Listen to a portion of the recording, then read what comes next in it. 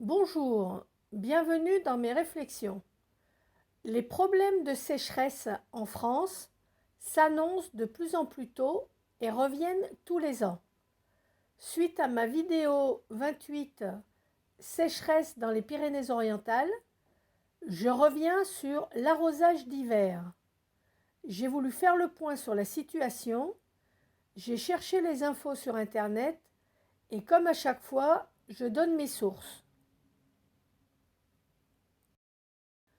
Le site Nourrir Manger explique qu'arroser l'hiver permet d'avoir de l'eau dans les rivières en été. On doit inventer de nouvelles voies pour faire avec, ou mieux, pour donner un coup de main à la nature. Une idée nouvelle apparaît, irriguer massivement nos champs en hiver pour recharger le débit des rivières en été. On profite ainsi de l'écoulement lent de l'eau dans le sol pour la stocker gratuitement et intelligemment. En fait, en arrosant l'hiver avec l'eau propre des stations d'épuration, on remplace les pluies d'hiver insuffisantes. On reprend ainsi le cycle naturel de l'eau. Avec le cycle actuel, on pompe l'eau dans les nappes phréatiques ou dans les sources pour alimenter nos robinets. Ensuite, elle va dans les égouts, direction la station d'épuration. Une fois traitée, elle est rejetée dans la rivière et finit dans l'océan. Très peu retournent à la source. Les sources d'eau étaient régénérées par les pluies d'hiver. Sans cette pluie d'hiver, on puise dans une ressource qui ne se renouvelle plus. Logiquement, à terme, elle s'épuise et disparaît. Avec l'arrosage d'hiver, on pompe l'eau dans les nappes phréatiques ou dans les sources pour alimenter nos robinets. Ça ne change pas. Ensuite, elle va dans les égouts direction la station d'épuration. C'est pareil. Une fois traitée, elle est stockée dans des bassines et toutes les semaines, cette eau sert à arroser les champs des agriculteurs. Elle permet de garder les sols meubles qui absorberont mieux les pluies naturelles et finit dans les nappes phréatiques qu'elle renouvelle. On régénère les sources d'eau par un arrosage hebdomadaire. En renouvelant la ressource, on retrouve le cycle naturel de l'eau.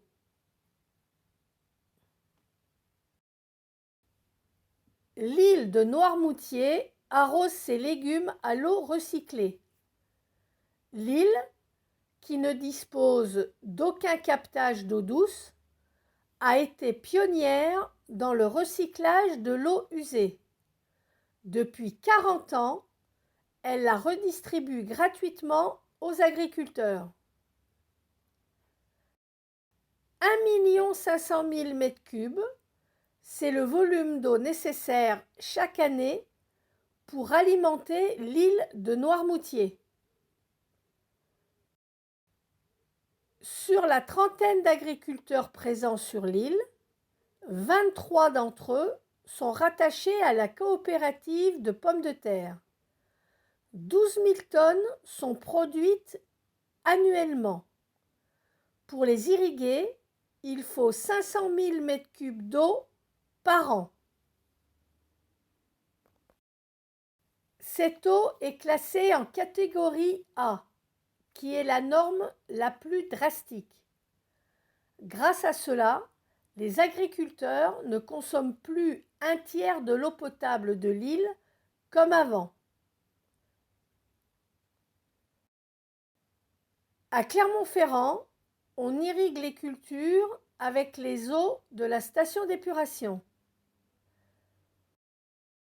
Depuis 1998, une cinquantaine de céréaliers de la Limagne, aux portes de Clermont-Ferrand, irriguent leur culture grâce à l'eau recyclée de la station d'épuration.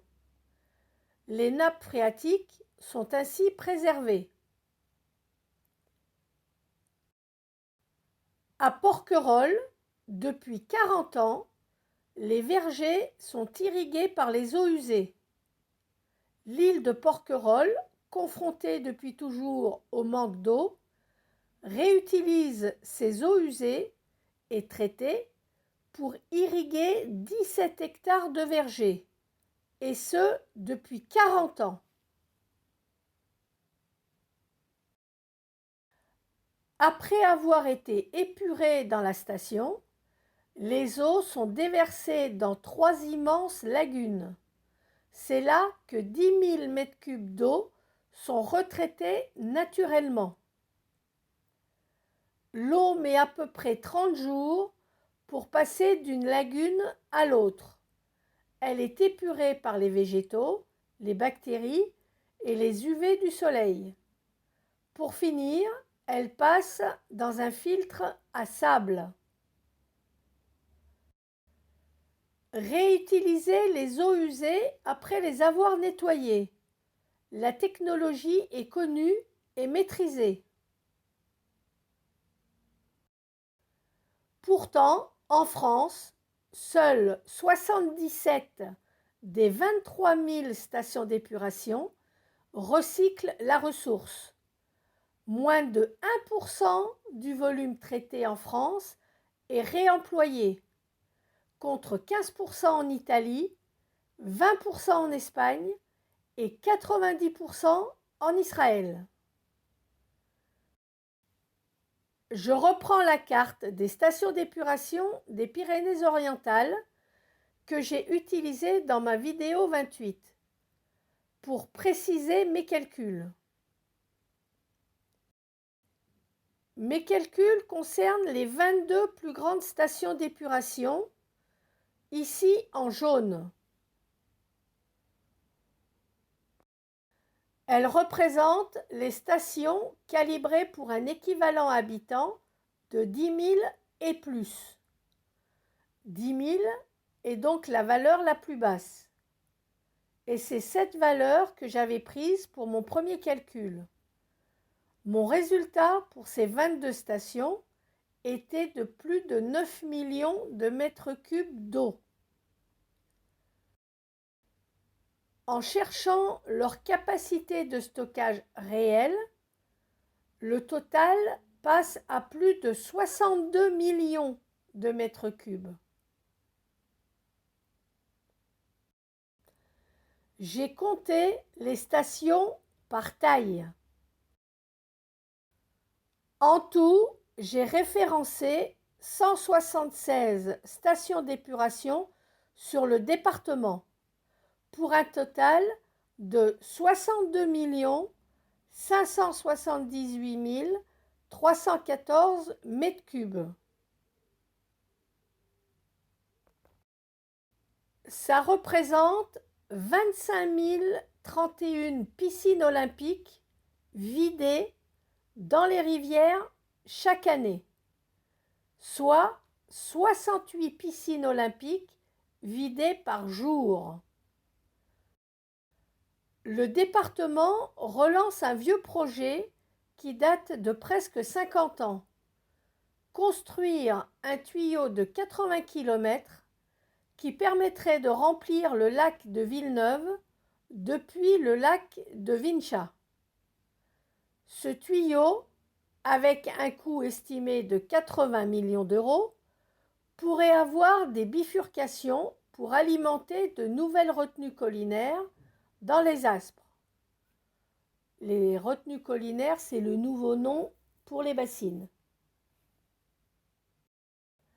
Actuellement, le lac de Vinchat est au tiers de sa capacité, avec 8 millions de mètres cubes au lieu de 24 millions de mètres cubes. Et il manque au moins 3 millions pour revenir à un niveau d'eau qui ne fait courir aucun danger aux pilotes des Canadair. Le lac de Villeneuve, c'est une réserve d'eau estimée à 15 millions de mètres cubes. Autour de ces deux lacs, y a-t-il des stations d'épuration? En mettant côte à côte les deux cartes autour du lac de Vincha, Vincha est en orange, il y a au moins 6 stations d'épuration avec un potentiel de 1 million de mètres cubes. Et autour du lac de Villeneuve, Villeneuve étant en bleu, il y a au moins 6 stations d'épuration avec un potentiel de presque 3 millions de mètres cubes. La station de Cabestany fait partie de la communauté de communes de Perpignan, qui gère plusieurs stations avec un total de 23 millions de mètres cubes.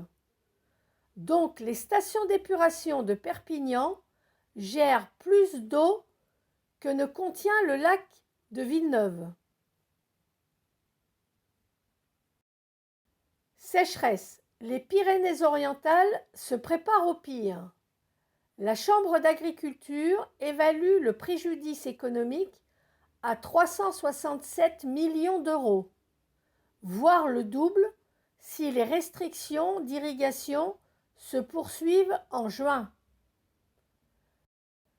Le département compte 4100 exploitations agricoles.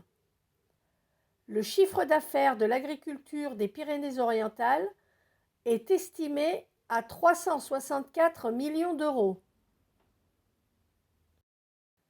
Avec un préjudice économique de 367 millions d'euros, voire le double, et le département qui veut construire un tuyau à 80 millions d'euros, le département est prêt à dépenser entre 447 et 814 millions d'euros cette année pour compenser les dégâts dus à la sécheresse, sans rien investir pour se préparer aux sécheresses futures.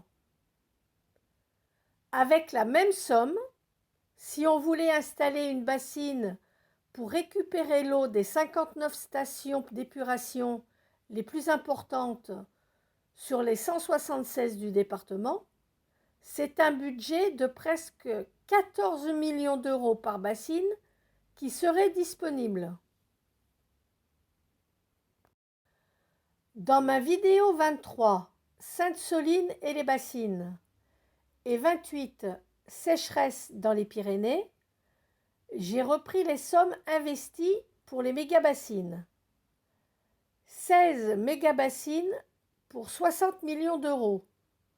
C'est 3 750 000 euros par bassine. Elle contiendrait entre 160 000 m3 et 628 000 m3 d'eau. Dans les Deux-Sèvres, le budget est de 3 750 000 euros par bassine. Dans les Pyrénées-Orientales, le budget serait de 14 millions par bassine. Avec les 3 750 000 euros de budget des Deux-Sèvres, les 59 bassines coûteraient 221 millions d'euros pour avoir de l'eau toute l'année et tous les ans. Un autre mode de calcul, il y a 226 communes dans le département, ce qui correspond à 276 895 mètres cubes par commune. Sur l'équivalent de 25 000 piscines olympiques vidées par an, c'est 110 piscines olympiques vidées par commune et par an. Par commune, c'est 2 piscines vidées par semaine toute l'année. Et voilà, encore une fois, le gouvernement a une solution qui n'a que des avantages et ne fait rien pour la développer. Si la sécheresse ne suffit pas, faut-il attendre la désertification pour commencer d'agir?